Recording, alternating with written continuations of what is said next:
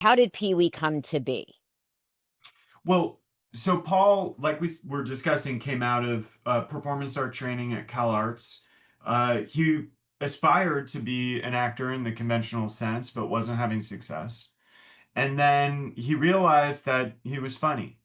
And in the late 1970s, comedy was sort of becoming king. It wasn't yet the pathway to kind of movie stardom. It was still kind of experimental to some degree. But stand-up comedians like Robin Williams were starting to get television specials.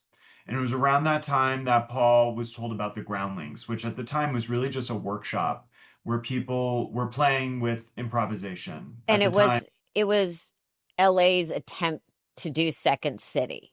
Like it wasn't exactly, exactly. respected at that point.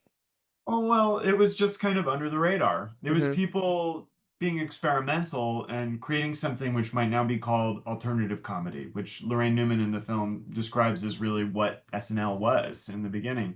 So Paul was in this kind of, nucleus of experimental comedy. He was a performance artist, and right next door to the Groundlings was the premier punk record store of Los Angeles. It was called Vinyl Fetish. And Paul kind of became attracted to the sensibility of punk and also artists who were working in that scene.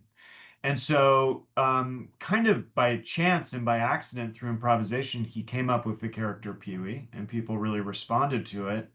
But after he was rejected from SNL in an early audition, he decided to sort of take matters into his own hands and he put on a midnight theater production. And that theater production really brought together his collaborators at the Groundlings and also the artists and the punk scene.